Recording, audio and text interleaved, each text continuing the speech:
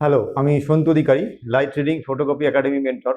আজকে যে ভিডিওটা নিয়েছি সেটা শাটার স্পিডের উপর। শাটার স্পিডের প্রথম ভিডিওটা আগে দেওয়া আছে, সেকেন্ড চ্যাপ্টারটার। তো পারলে সেটা একবার দেখে নিতে পারো। আজকে কি দেখাবো শাটার স্পিডের উপর? Motion and fridge. কিভাবে শাটার স্পিড দিয়ে কোনো ছবিকে মোশন করব এবং কোনো ছবিকে ফ্রিজ কিভাবে করব, তার উপর এই ভিডিওটা। এবং সেই মোশন আর ফ্রিজ দিয়ে শাটার স্পিডটাকে ইউজ করে কীভাবে ক্রিয়েটিভ ছবি আমি তৈরি করব, যেটা মেন আমাদের ক্রিয়েটিভ ছবি। তাহলে আজকে ভিডিওটা শুরু করি। স্ক্রিনে তোমরা দেখতে পাচ্ছ যে একটা ছবি, যেটা লেখা আছে ছবির ওপরে 1/500, 1/250, 1/125, ঠিক এরকম কমতে কমতে 1/2-তে গেছে।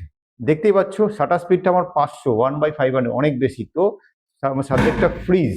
তো এরপর আমি যে কমতে কমতে কমতে যখন আমি নিচে আসছি, দেখো 1/30 সেকেন্ডে গিয়ে আমার কিন্তু হালকা মোশন, তারপর 1/15 গিয়ে হালকা মোশন। তো শাটার স্পিড যত কমছে আমার মোশনটা তত বাড়ছে।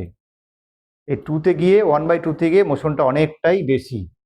তো সাবজেক্ট মোশন আনতে গেলে শাটার স্পিডটা কমাতে হবে। আর 500-তে দেখতে পাচ্ছ, 500-তে পুরো ফ্রিজ।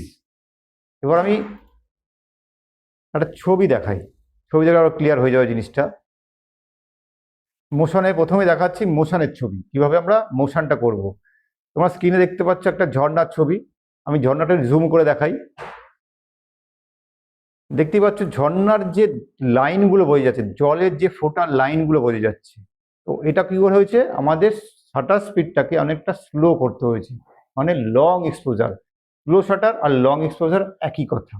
তো অনেকটা লং এক্সপোজ করতে হয়েছে। এই লং এক্সপোজটা কত আমাদের এক্সপোজার ছিল, প্রতিটা ছবির আমি স্ক্রিনে দিয়ে দেবো কোন ছবিটার কত এক্সপোজার। এর এক্সপোজার ছিল 1/2। তো 1/2-র জন্য অনেক লাইট সেন্সারে পৌঁছাবে। তো আমাকে লাইটটা কন্ট্রোল করতে হবে, তার জন্য কি দিয়ে করবো? অ্যাপারচার দিয়ে। অ্যাপারচার এটাই ছিল f22, একদম লাস্ট। আর আইএসও আমার যেহেতু লাইট আমাদের প্রয়োজন নেই, আইএসও আমাদের 100, যতটা কমা যায়। তো 100 দেওয়ার পর এই আমার ছবি এক্সপোজার হয়েছিল। তো স্লো শাটারে ইউজ করে কত সুন্দর একটা ক্রিয়েটিভ ছবি হয়, প্রসেসটা বললাম। এরপরে আসি হচ্ছে এইটায়। দেখো কত সুন্দর একটা পয়েন্ট অফ ইন্টারেস্টও ক্রিয়েট হয়েছে স্লো শাটারের জন্য। একটা সামনে দুজন মহিলা দাঁড়িয়ে আছে, তারা একদম পয়েন্ট অফ ইন্টারেস্ট এই স্লো শাটারের জন্য তৈরি হয়েছে। কি সুন্দর ক্রিয়েটিভ কাজ হলো। এটাও এটাও প্যানিং। এটা হচ্ছে একটা মই ছাড়াতে তোলা। তো এই ছবিটাও প্যানিং, এটাও শাটার স্পিডটাকে স্লো করে। এটা হচ্ছে একটা ইনডোর মডেল শ্যুট, এখানেও শাটার স্পিডটাকে ইউজ করে লং এক্সপোজার করা হয়েছে। তো এটার প্রসেস একটু অন্যরকম, এক্সটার্নাল লাইট দিয়ে করা হয়েছে, কিন্তু শাটার স্পিডটাও ওইভাবেই করা যায়। টাইমার একটা আছে, টাইমারে দিয়ে করতে পারো বা 30 সেকেন্ডে করতে পারো। তো এটারও এক্সপোজার দিয়ে দেবো স্ক্রিনে। তো দেখতে পাচ্ছ যে কত সুন্দর একটা ক্রিয়েটিভ ছবি তৈরি হয়েছে। লাইট পেন্টিং, লাইট পেন্টিং যে কোনো জিনিস দিয়েই করা যায়। আমাদের ভিডিও আছে লাইট পেন্টিংয়ের, দেখতে পারবে তোমরা। এই যে পোর্ট্রেট যেটা আছে, একটা ব্রাইডাল শ্যুটের পোর্ট্রেট, এখানে কত সুন্দর লাইট পেন্টিং হয়েছে।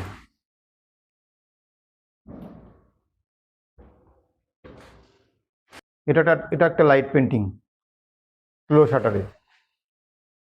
এটা হচ্ছে নৈহাটির বড়মার দণ্ডির দিনের ছবি তোলা। এটা একটা আমাদের স্টুডেন্ট তুলেছে।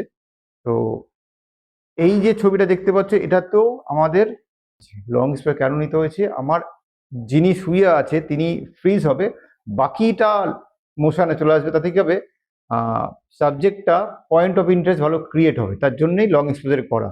এটা ছিল 2 সেকেন্ড ছিল। আর যেহেতু লাইট প্রচুর ঢুকছে, তো আমার অ্যাপারচারটাকে আমাকে অনেকটা তুলতে হয়েছিল, লাস্ট অ্যাপারচার তুলতে হয়েছিল, আইএসও 100 দিতে হয়েছিল। এর পরেরটা আসি, এটাও প্যানিং। এটা আমাদের একটা স্টুডেন্টের তোলা। তো এটার এক্সপোজার খুব টাফ ছিল, 1/10 হাতে প্যানিং করেছিল সে, 1/10।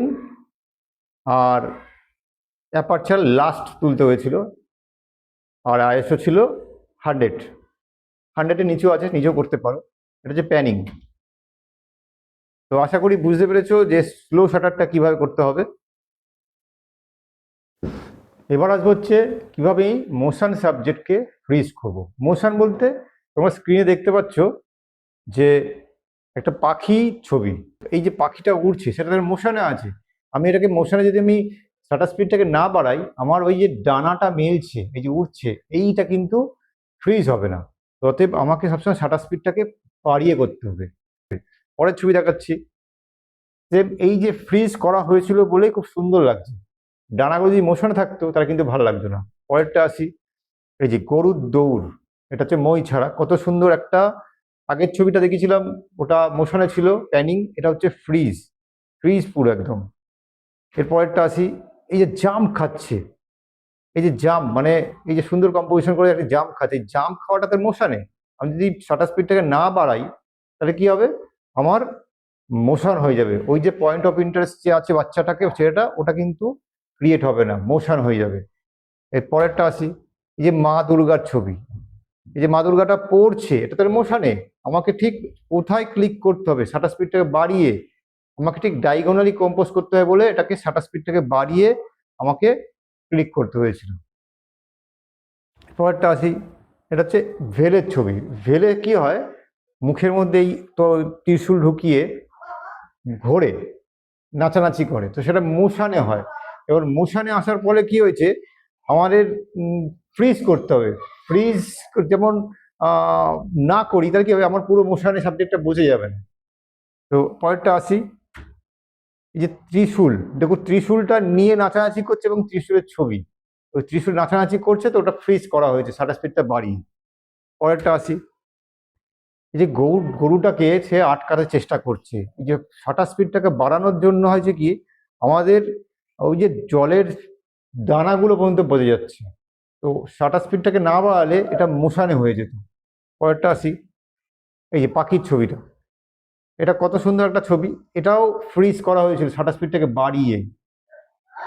তো ফ্রিজটা খুব জরুরি কিছু কিছু ক্ষেত্রে। আশা করি শাটার স্পিডটাকে বাড়িয়ে কি ধরনের ছবি করতে হবে সেটা বোঝা গেছে, আমি ছবি দিকে এক্সপ্লেন করে দিয়েছি। তাহলে আজকে এই পর্যন্ত থাক, দেখা হচ্ছে নেক্সট ভিডিওতে। যদি আমাদের ভিডিওগুলো ভালো লেগে থাকে তাহলে অবশ্যই লাইক শেয়ার করবে এবং আমাদের চ্যানেলটাকে সাবস্ক্রাইব করবে। আর যারা যারা এই ভিডিওটা দেখছো অবশ্যই ভালো করে দেখবে এবং নোট ডাউন করে করবে, নোট করে করবে, তাতে বুঝতে সুবিধা হবে। আজকে এই পর্যন্ত থাক, দেখা হচ্ছে নেক্সট ভিডিওতে। Thank you.